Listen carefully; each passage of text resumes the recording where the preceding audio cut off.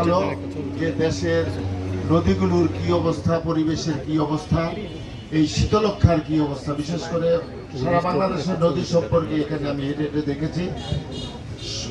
এখানে তাদের আলোকচিত্রের মাধ্যমে সেটা ফুটিয়ে তুলেছে এবং এই সকল ছবিগুলি আমি মনে করি একটা দুর্লভ ছবি এবং এগুলির মধ্যে অনেক কিছু, অনেক বক্তব্য, অনেক কথা, অনেক বিষয় লুকিয়ে আছে। আজকে আমরা শীতলক্ষার তীরে যারা বসবাস করি, আমাদের জন্ম যা অনেক পূর্বে যাদের, আমরা তো ছোটবেলায় এখানে গোসল করতে এসেছি, সাতটাতে এসেছি, এই পার থেকে ওপার যেতাম।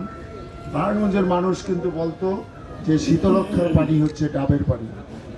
সেই ডাবের পানি কি আজকে আছে? আজকে আমাদেরকে দেখিয়ে দেওয়া হলো যে এইটা আমাদের সামনে কি কাজ, আমাদের কি করতে হবে, শীতলক্ষাকে কিভাবে বাঁচাতে হবে, সেটা কিন্তু এই ফটোগ্রাফ ক্লাব আজকে দেখিয়ে দিল।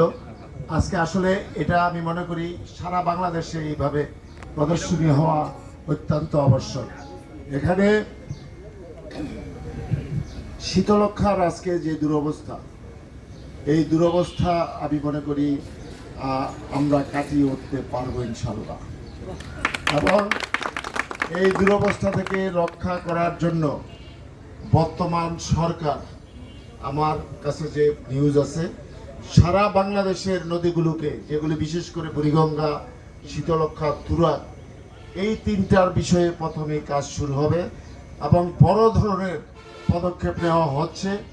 সেই পদক্ষেপে আমি মনে করি, আমি শীতলক্ষার একজন চেক হোল্ডার।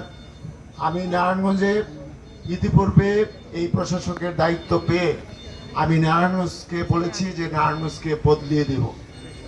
সেই বদলিয়ে দেওয়ার ক্ষেত্রে শীতলক্ষা একটি আমি মনে করি অঙ্গ। শীতলক্ষাকে যদি বদলে দিতে না পারি তাহলে কিন্তু বদলানো হলো না। এই নারায়ণগঞ্জের মানুষের চাওয়া হলো যে তাদের যে পুরানো যে ঐতিহ্য, সেই ডাবের পানি এখানে ফিরিয়ে আনতে হবে।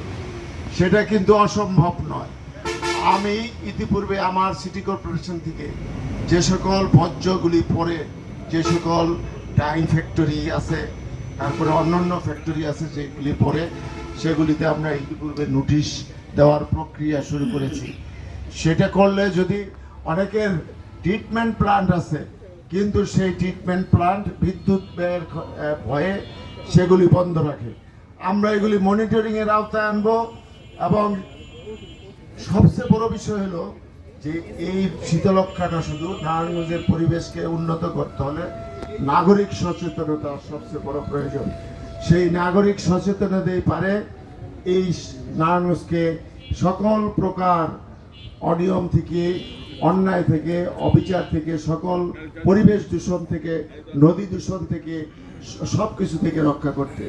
আমি গত 13 তারিখে দেখেছি যে নারায়ণগঞ্জের যে ফুটপাত, যেটা মানুষের হাঁটার একটা অধিকার, যে যার কারণে বায়ু দূষণ থেকে শুরু করে রাস্তাঘাটে যানজট সৃষ্টি হতো, কিন্তু সেখানে আমাকে এই নারায়ণগঞ্জ সিটির 99% মানুষ সহযোগিতা করেছে, সমর্থন করেছে যার যার জায়গা থেকে। সেই জন্য আমি আশাবাদী যে এই শীতলক্ষা সম্পর্কেও এই নারায়ণগঞ্জের মানুষ ঠিক একইভাবে তারা ঐক্যবদ্ধ থাকবে এবং আমি সিটি কর্পোরেশনের পক্ষ থেকে এই শীতলক্ষাকে বাঁচানোর জন্য যত দ্রুত সম্ভব পদক্ষেপ গ্রহণ করব। আপনাদের সকলের সাহায্য সহযোগিতা চাই, আপনারা সবাই সহযোগিতা করবেন। আরেকটা বিষয় হলো, আজকে এই ফটোগ্রাফস ক্লাবের যে 14 বছর পূর্তি, আসলে এটা 14 বছরের কিন্তু খুব অল্প সময়, কিন্তু তারা যে কাজটা করেছে সেটা বোঝা যায়। যে ভাই নাসির আলী মামুন ভাই যে কথাটা বললেন যে 200 বছরের ইতিহাস, আসলে তারা 200 বছরের ইতিহাসকে মলিন করে দিয়েছে তাদের এই আয়োজনে। তারা প্রমাণ করেছে তাদের দক্ষতা দিয়ে, যোগ্যতা দিয়ে, তাদের কাজের মাধ্যমে। আসলে এইসব বিষয়গুলি যদি তুলে ধরা হয়, জনগণের মধ্যে একটা সচেতনতা সৃষ্টি হয়। আমার মধ্যে কিন্তু এই ব্যাপারে একটা পরিবর্তন এসেছে।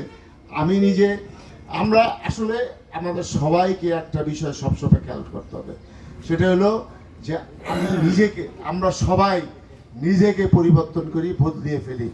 আজকে আমরা পলিথিন যেখানে ইচ্ছা সেখানে ফেলছি, আজকে আমরা পানির বোতল, প্লাস্টিকের বোতল যেখানে ইচ্ছা সেখানে ফেলছি, সেটা এরকম বিভিন্ন পণ্য আমরা এইভাবে ফেলে পরিবেশকে দূষণ করছি। আজকে শুধু নদীটা কিন্তু এইটার সংক্রামক কিন্তু সেই সাগরে যে পর্যন্ত পড়েছে, সাগরও এক সময় এরকম অবস্থা হবে যদি আজকে আমরা সচেতন না হই। তবে আসার কথা হলো যে বর্তমান প্রধানমন্ত্রী জনাব তারেক রহমান 3টি নদী সম্পর্কে, এই শীতলক্ষা, বুড়িগঙ্গা এবং ওই যে টঙ্গীর তুরাগ নদী, এগুলিকে বাঁচানোর জন্য, পূর্বের অবস্থা ফিরিয়ে আনার জন্য সরকার পদক্ষেপ গ্রহণ করছে। এবং সেই পদক্ষেপে আমি মনে করি বাংলাদেশের মানুষ, বিশেষ করে আপনাদের মতো যারা এই যে